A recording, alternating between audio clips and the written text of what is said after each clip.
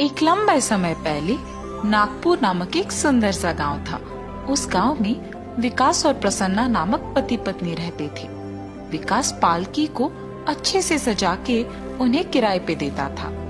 उसके पास मौजूद सारे पालकियों में से एक बहुत पुराना था और वो दिखने में उन सारे पालकियों से अधिक सुंदर था। इसीलिए सभी उसी पालकी को ज्यादातर किराए पे लेते थे। एक दिन उसके पास एक आदमी आता है। सुनिए, कल सुबह के लिए मुझे एक पालकी किराए पे चाहिए। आपके पास मौजूद पालकियों को जरा दिखाइएगा। जरूर। और तब वो उसके पास मौजूद सारी पालकियों को दिखाता है। इनमें से आप अपनी मनपसंद पालकी को चुन लीजिए और मैं उसे कल सुबह आपके आने के समय तक सजा के रख दूंगा।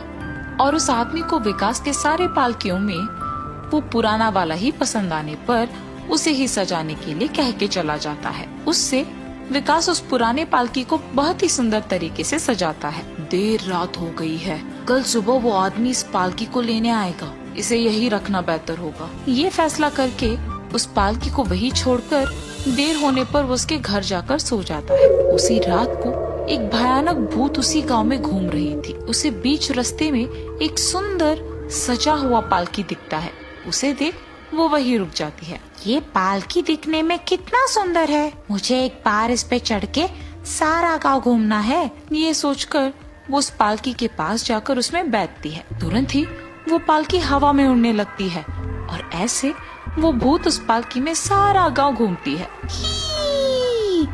ऐसे इस पालकी में सारा गांव घूमने में मुझे बहुत मजा आ रहा है। अब से मैं हर रोज पालकी में सारा गांव घूमूंगी।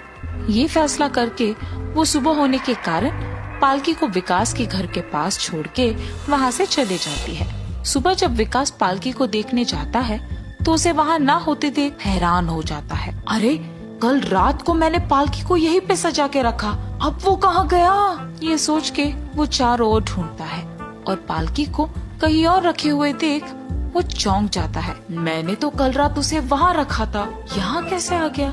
इस सोच में पड़ जाता है। चलो, पालकी तो मिल गया ना।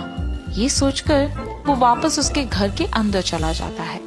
पर वो भूत हर रोज रात के समय में उस पालकी में बैठ के उसकी मनपसंद जगह जाती थी और सुबह होते ही उस पालकी को विकास के घर के बाहर छोड़कर चले जाती। विकास को हर एक दिन वो पालकी एक नए जगह पे दिखने पर वो आश्चर्यचकित होता है। हर रोज सुबह ये पालकी मुझे अलग जगहों पे क्यों मिल रही है? इसके पीछे क्या कारण है? मुझे जानना ही होगा, ऐसे सोचता है। हाँ, आज रात मैं सोए बिना उस पालकी पे नजर रखूंगा, तब मुझे पता चलेगा कि इस सब के पीछे कौन है। और उसके फैसले के मुताबिक ही वो सोए बिना उस पालकी को देखते रहता है। इतने में हर रोज की तरह ही वो भूत उस पालकी के पास आकर उसमें बैठती है। उसके बैठने के तुरंत बाद वो हवा में उड़ने लगता है। विकास ये सब देख दंग रह जाता है। कल सारे गांव वालों के सामने इस भूत के बारे में बता के इससे छुटकारा पाना होगा। ये फैसला करके वो सोने जाता है। सुबह उस पालकी को उसके घर के सामने देख चौंक जाता है और इतने में संदीप नामक एक आदमी उसके पास आता है। भाई साहब, क्या ये पालकी मुझे आज के लिए किराए पे मिलेगा? सभी ज्यादातर इसी पालकी को किराए पे लेते हैं और अब अगर मैं इनको उस भूत के बारे में बता दूंगा तो मुझसे ये पालकी क्या और कोई पालकी को किराए पे लेने से डर जाएंगे। ठीक है, आप इसे रात में आकर ले जा सकते हैं। ऐसे कहने पर वो आदमी वहाँ से चला जाता है। वैसे भी वो भूत हर रोज पालकी को ले जा रही है और किसी को कोई चोट नहीं पहुँचा रही है, तो फिलहाल उसके बारे में किसी को ना बताना ही बेहतर होगा। ये सोचकर वो रात के लिए उस पालकी को सजा के तैयार रखता है। इस सब से बेखबर संदीप रात होने पर विकास के द्वारा सजा के तैयार रखे पालकी को लेके जाता है और उसके बाद दुल्हन को उस पालकी में बिठा के सभी मंडप की ओर ले जा रहे थे।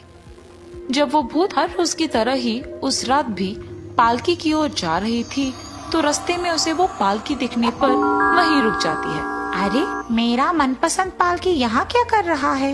वैसे मुझे क्या डर है, मैं उसी में बैठूंगी। और ऐसे वो उस पालकी के पास जाती है।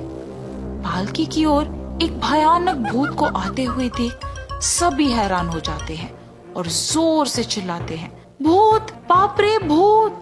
और उस पालकी को वही छोड़ के वहाँ से भाग चलते हैं। दुल्हन पालकी के अंदर बैठे रहने के कारण उसे कुछ नहीं दिखता है। हाँ, ये क्या? सभी जोर से भूत भूत क्यों चिल्ला रहे हैं?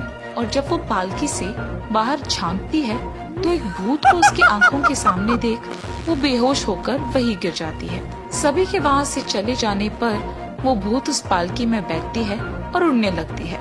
ये देख सभी चौंक जाते हैं। अरे रे, वो भूत उस पालकी के साथ ही दुल्हन को भी ले जा रही है।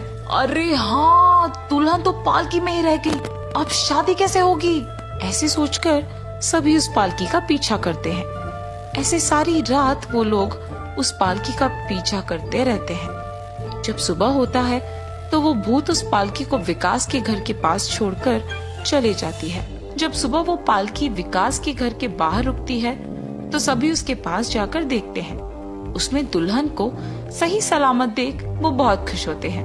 भगवान का शुक्र है, शादी तो रुक गया, मगर दुल्हन को तो कुछ नहीं हुआ। वो भूत सिर्फ इस पालकी के लिए कल रात आई होगी। वैसे इस पालकी को लाया कहाँ से? मैंने इस पालकी को इसी आदमी के घर से किराए ले आया। तो फिर चलो उस आदमी से पालकी के बारे में पूछते हैं।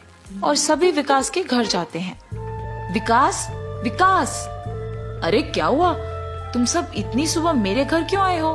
तुम्हारे पालकी के कारण ही होने वाली शादी भी रुक गई। और ऐसे गुस्से में उसको सब कुछ बताते हैं। मुझे माफ कीजिए, मुझे उस भूत के बारे में पता होने के बावजूद मैंने फैसला किया कि मैं किसी को भी नहीं बताऊंगा, क्योंकि मुझे डर था कि कोई उसके बाद मुझसे पालकी किराए पे नहीं लेगा और मेरा नुकसान हो जाएगा। अगर मुझे पहले ही पता होता कि ऐसा कुछ होगा तो मैं सब सच बता देता। हमारी बेटी को कोई चोट नहीं पहुंचा और सिर्फ शादी नहीं हुई, इसीलिए तुम्हें हम छोड़ देंगे। अब आगे से उस पालकी को किराए पे मत दो। ये कह के सभी वहाँ से चले जाते हैं। पहली बार ऐसी गलती होने के कारण उन्होंने मुझे माफ कर दिया। आइंदा ऐसी घटनाओं को होने से रोकना है तो उस पालकी को नष्ट कर देना ही बेहतर होगा। हाँ, और उसी गुस्से में वो पालकी को भागों में अलग करके उन सबको गांव के सरहदों में फेंक देता है। हर रोज की तरह उस रात भी वो भूत उस पालकी पे चढ़ने के लिए विकास के घर के पास आती है, पर आसपास में कहीं भी पालकी ना दिखने के कारण पूरा गांव ढूंढती है, लेकिन पालकी नहीं दिखता है। और तब वो भूत वहां से चले जाती है और वापस कभी नहीं आती है। उस भूत के वापस ना आने के कारण विकास बाकी पालकियों को किराए पे देते हुए खुशी से जीता है।